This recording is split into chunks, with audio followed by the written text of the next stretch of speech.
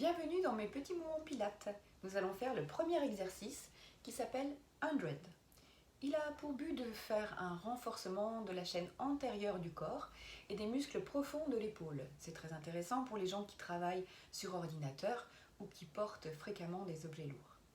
Voilà, nous allons nous placer sur le dos et pour ce faire, nous allons passer sur le côté car nous ne devons pas utiliser les muscles grands droits. Placez confortablement sur le dos.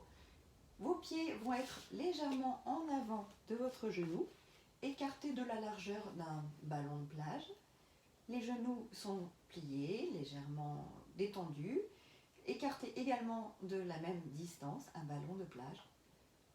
Votre bassin en position neutre, vous allez pour ce faire le soulever légèrement et le redéposer délicatement, tranquillement. Lorsque vous faites cela, il reste un petit espace libre au niveau des lombaires, car c'est la courbure naturelle de vos lombaires. Le dos n'est absolument pas plaqué au sol, comme dans beaucoup d'exercices auparavant. Au niveau du ventre, nous exercerons deux respirations complètes pour rentrer le périnée et le transverse.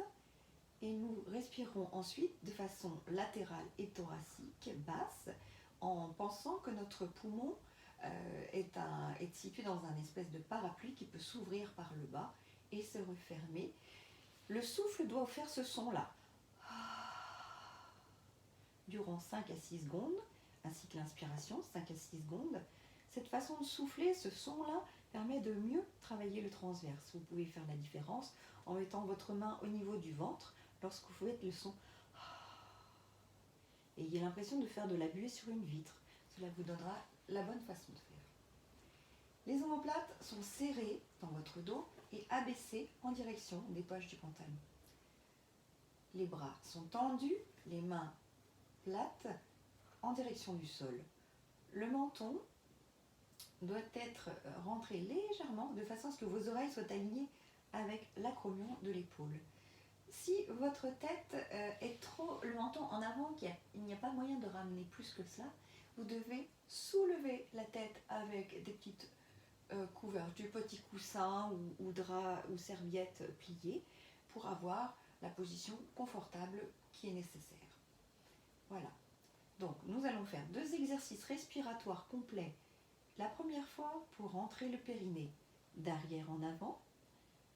Vous contractez d'arrière en avant le hamac, vous le remontez en direction de votre caisson abdominale, vous serrez les orifices, vous retenez les urines, vous retenez les selles et vous laissez le périnée contracter. La deuxième fois, vous soufflez en vidant votre ventre, en serrant votre transverse et vous serrez, vous abaissez vos côtes, vous tenez bien votre ventre rentré. Aussi bien en arrière qu'en avant, le ventre se rentre. Ensuite, vous imaginerez que vous avez comme un petit lombosta ou un corset placé sur le ventre et en aucun cas vous ne regonflerez votre ventre. Il faudra au cours des exercices de temps en temps revérifier dans votre esprit le périnée, le transverse, votre respiration. Vous devez, avant de commencer, peut-être vous exercer à faire quelques respirations sur 5 à 6 secondes. Inspirez 5 à 6 secondes, soufflez 5 à 6 secondes pour vous mettre dans le tempo. Voilà. Donc, positionnez-vous bien et on y va. Ensuite, on montera la jambe en position chaise renversée tout le temps de son expiration. La cuisse devra être verticale, le tibia horizontal et le pied pointé. Lorsque nous serons placés comme ceci, en option 1, nous battrons des bras tendus, un geste tonique qui part de l'épaule, qui ne part pas de la main, qui ne part pas du coude, et qui n'est pas chacun son tour. Les bras sont ensemble et ils battent au niveau des hanches à peu près, de façon très tonique. Vous ne cessez pas. Vous ferez vos inspirations et vos expirations. Vous faites 5 mouvements complets respiratoires et ensuite, en soufflant, vous reposerez tranquillement, le pied à côté de l'autre pied, comme il était au départ. Vous ferez une inspiration.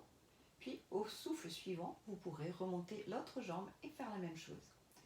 Lorsque vous descendez la jambe, faites bien attention que votre bassin ne bouge pas. Rappelez-vous, on doit comme photographier les appuis du bassin pour se rendre compte qu'il ne bouge pas, qu'il reste bien dans sa position neutre. C'est parti.